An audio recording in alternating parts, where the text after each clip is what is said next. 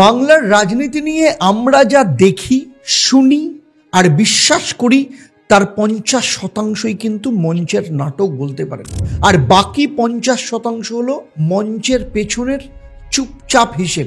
এখানে শত্রুরা শত্রু থাকে না, আবার বন্ধুরাও বন্ধু থাকে না। আর মজার কথা কি জানেন, যেটা দেখি অনেকটা নিউজ চ্যানেলের টেবিল চাপড়ানো সেই পলিটিক্যাল ডিবেটের মতো, যেখানে কে কি বলছে, কেন চেঁচাচ্ছে এত সেটাই বোঝা যায় না। এখানে একে অপরকে যা বলছে সব নাটক, স্ক্রিপ্টেড। কারণ বিজ্ঞাপন বিরতিতে একে অপরের কাঁধে হাত দিয়ে চা খাচ্ছে, ফটো তুলছে, সেলফি নিচ্ছে, এগুলো সমস্ত কিছু আছে। কারণ আপনি যেটা দেখেন সেটা কিন্তু রাজনীতি নয়, যেটা দেখতে পান না সেটাই রাজনীতি। তৃণমূল ভাবছে তারা বিজেপি আর আরএসএস কে ঘেরাও করছে, অথচ ধীরে ধীরে ঢুকে যাচ্ছে এমন এক দাবার বোর্ডে যেখানে চাল দিচ্ছে তারা, কিন্তু গেম কন্ট্রোল চলে যাচ্ছে কিন্তু অন্য একজনের হাতে।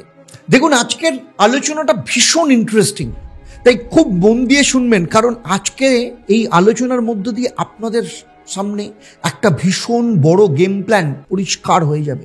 আজ সত্য বচনের এই ভিডিওতে আমি আপনাদের দেখাবো কিভাবে এই নীরব একটা স্ট্র্যাটেজি বাংলার রাজনীতিকে রিমোট কন্ট্রোলে নিয়ে ফেলেছে। আজ আমি খুলবো সেই নীরব একটা ট্র্যাপ, একটা সিক্রেট ট্র্যাপের গল্প, যেটা একটা নিখুঁতভাবে বসানো হয়েছে। তৃণমূল চাইলেও বুঝতে পারবে না কবে তাদের পায়ের তলা থেকে মাটিটা সরে গেল।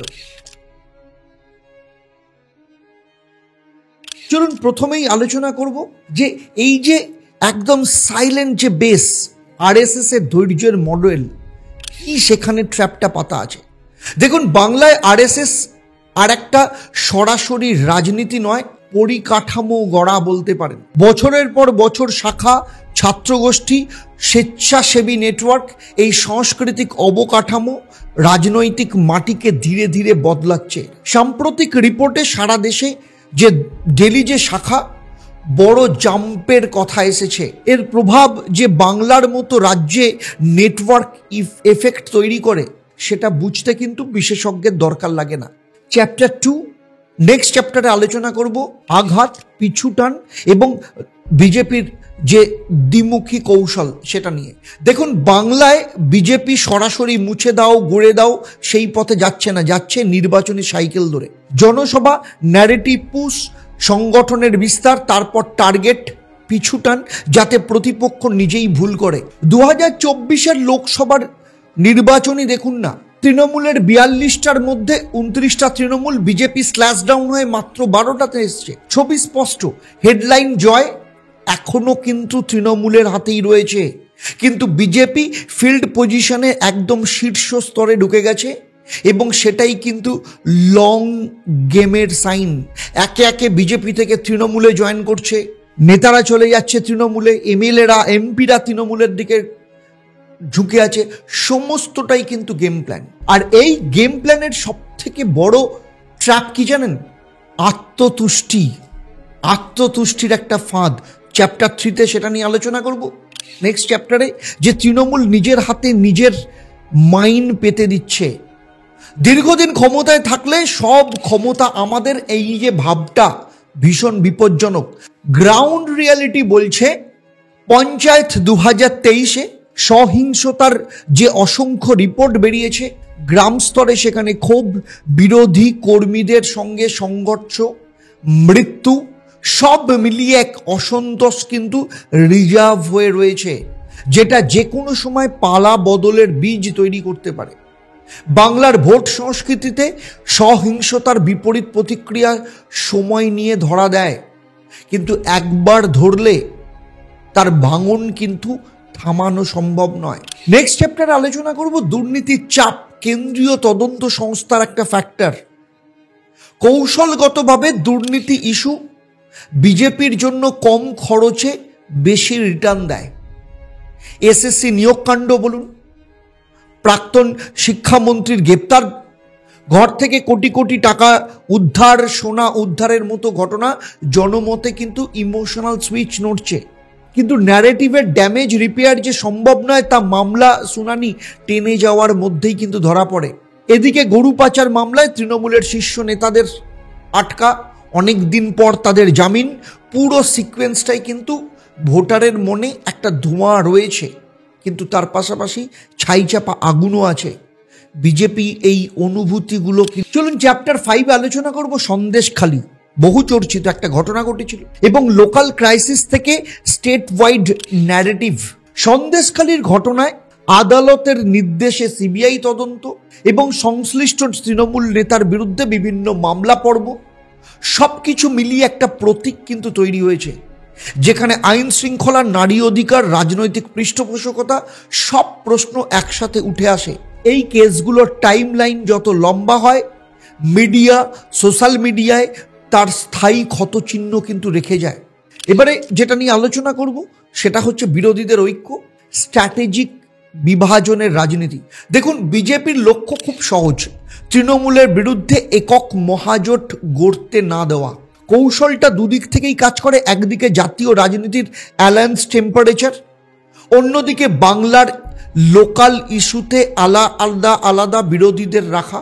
2024-এর জাতীয় ফল যেটা দেখায়, বিজেপি নিজেই শক্তিশালী, কিন্তু দেশ জুড়ে অ্যালায়েন্স ডায়নামিক্স কিন্তু এখানে অনেক গুরুত্বপূর্ণ ভূমিকা গ্রহণ করেছিল। এই রিয়ালিটিকে বাংলার মাঠেও কিন্তু অনুবাদ করা হচ্ছে এবং সেটা কিন্তু বিজেপির একটা বড় অবজারভেশন এবং যার পেছনে কলকাঠি নাড়ছে কিন্তু আরএসএস। এবার নেক্সট চ্যাপ্টার আলোচনা করব যে গ্রাউন্ড গেম বনাম মিডিয়া গেম চোখে না পড়া জায়গাতেই কিন্তু খেলা হচ্ছে। দেখুন, বাংলার প্রচলিত মিডিয়া কারোর পক্ষে কারোর বিপক্ষে।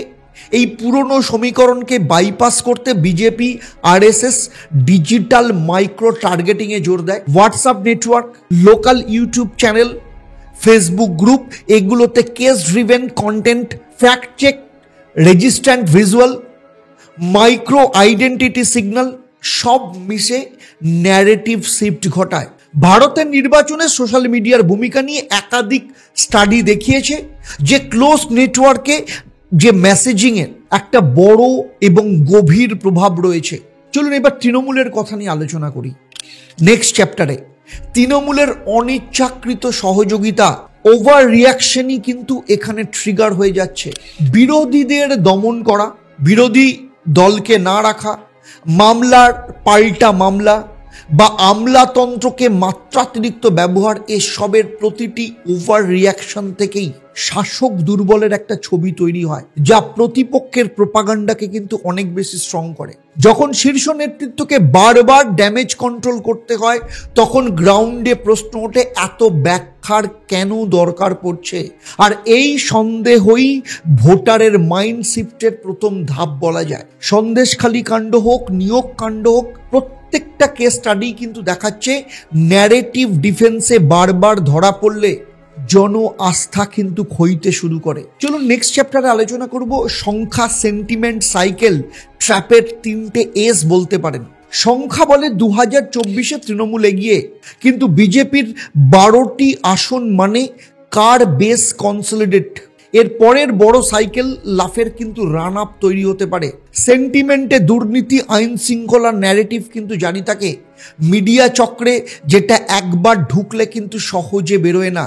সাইকেল মানে কিন্তু নির্বাচনী সাইকেল। আরএসএস ভিত্তি বানায়, বিজেপি ফ্রন্ট এন্ডে সেটার রূপ দেয়। তৃণমূল প্রতিবারই ইস্যু ম্যানেজমেন্টে ব্যস্ত হয়ে মূল গেমটাই কিন্তু মিস করে ফেলে। এবার আসবো চ্যাপ্টার 10, 2026 কি পরিকল্পনা? বোর্ড বদলের আদৌ পরিকল্পনা কি বিজেপির এই মুহূর্তে আছে? 2026-এর বিধানসভা ভোটের আগে আরএসএস শাখাভিত্তিক লোকাল ইনফ্লুয়েন্স বাড়াতে থাকবে। উৎসব কমিটি, শিক্ষা প্রতিষ্ঠান, ট্রেড ইউনিয়ন সবখানে একটা সফট প্রভাব রাখবে তারা।